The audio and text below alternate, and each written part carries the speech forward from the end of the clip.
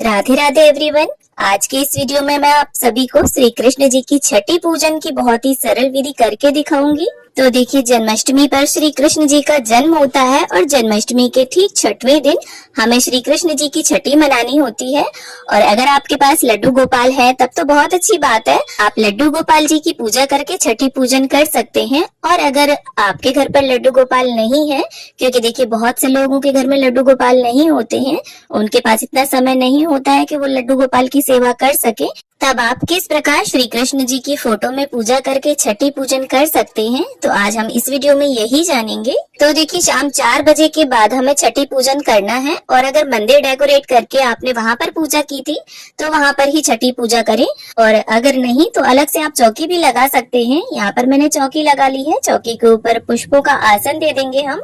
और श्री कृष्ण जी की किसी भी अवस्था का फोटो हो आपके पास, बाल्यावस्था, युवावस्था या राधा रानी के साथ भी अगर हो, तो उनका भी पूजन आप कर सकते हैं। तो यहाँ पर प्रथम पूज्य गणपति जी को विराजमान करके एक देसी घी का या तिल के तेल का दिया हम प्रज्वलित कर लेंगे। और श्री कृष्ण जी की प्रिय गैया उन्हें विराजमान कर लेंगे। उनकी प्रिय बांसुरी को भी उनके समीप ही रख देंगे। अब देखिए, अगर आपको गाय का कच्चा दूध मिल जाता है तो वो लें, और अगर ना हो तो घर पर जो भी दूध हो उसे प्रयोग करें। और देखिए, छठी पर लड्डू गोपाल जी को कच्चे दूध में डुबोकर डुबकियां लगवाई जाती हैं 3, या फिर साधारण तरीके से भी शंख में दूध डालकर नहलाया जाता है। और लेकिन यहाँ पर हम फोटो में पूजा करेंगे, तो यहाँ पर हम गणपति जी को और श्री कृष्ण जी को सांकेतिक स्नान कराएंगे। तो देखिए, गणपति जी को जब स्नान कराएं आप दूध से, तो तुलसी दल ना डालें। और जब श्री कृष्ण जी को स्नान कराएंगे हम दूध से, तो उसमें तुलसी का पत्ता डाल लें। और इस प्रकार से 5 बार हमें घुमाकर स्नान की भावना से स्नान करा लेना है। और देखिए, अगर आपके पास लड्डू गोपाल जी की या श्री कृष्ण जी की मूर्ति है, तब आप उन्हें बाकायदा कच्चे दूध से स्नान कराएं। और ये स्नान का जो दूध है ये अब चरणामृत बन गया, तो इसे परिवार के सभी लोग ग्रहण कर सकते हैं। अब इसके बाद जल का छींटा देते हुए पुष्प की सहायता से हम शुद्धोदक स्नान करा लेंगे और चौकी का भी पवित्रीकरण कर लेंगे। अब इसके बाद गणपति जी को वस्त्र के भाव से कलावा अर्पित कर देंगे, गणपति जी का तिलक करेंगे, पुष्प अर्पित करेंगे। और इसके साथ ही गणपति जी को जो भी फल मिठाई घर पर उपलब्ध हो उसका भोग अर्पित करें।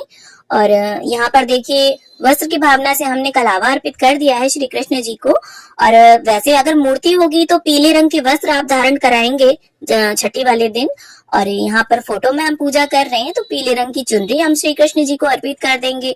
श्री कृष्ण जी को उनकी प्रिय गौ माता को टीका करेंगे, बछड़े का भी टीका करेंगे। और जो भी फूल घर पर उपलब्ध हो वो आप समर्पित करें, साथ ही इत्र अर्पित करें। तो बहुत ही सरल विधि से हम इस पूजा को कर सकते हैं, ज्यादा समय नहीं लगता है। अब देखिए, छठी के दिन मुख्य रूप से कढ़ी चावल का भोग अर्पित किया जाता है। और अगर आपके यहाँ पक्का खाना बनता है तो उसे तैयार करें। और इसके साथ ही घर पर जो भी मिठाई फल उपलब्ध हो उनका भोग अर्पित करें, जल समर्पित करें।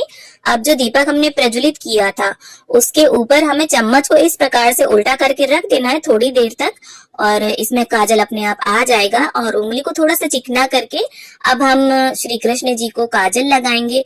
उनकी हाथ की गद्दियों में, तलवों में, सभी जगह आप इस काजल को लगाएं। देखिए, जिस तरह से घर पर नए जन्मे बालक की छठी पर हम उसे काजल पार कर लगाते हैं, उसी तरीके से अब कुछ रुपए निकालकर श्री कृष्ण जी के ऊपर से 5 बार या 7 बार वार कर हम उनकी न्यौछावर कर लेंगे। और ये न्यौछावर श्री कृष्ण जी की ही होती है, बाद में आप उनके लिए इससे कुछ भी लेकर आ जाएं। और इसके साथ ही तुलसी का दल समर्पित कर देंगे हम। और अब देखिए, हमें श्री कृष्ण जी की नजर उतारनी है। तो यहाँ पर मैंने साबुत लाल मिर्च ली है, डंठल वाली मिर्च आपको लेनी है। और उल्टे हाथ की दिशा में एंटी क्लॉकवाइज डायरेक्शन में इसे 5 या 7 बार घुमाकर हम श्री कृष्ण जी की नजर उतार लेंगे। आप राई और नमक से भी नजर उतार सकते हैं। और इन मिर्चों को घर के बाहर या छत के ऊपर हमें उपले पर जला लेना है।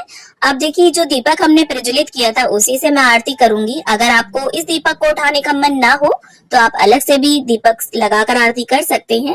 तो बड़े ही प्रेम पूर्वक गणपति जी की, श्री कृष्ण जी की हम आरती उतार लेंगे। मैं आरती तेरी गाऊं ओ केशव कुंज बिहारी, मैं नित नित शीश नवाऊं ओ मोहन कृष्ण मुरारी।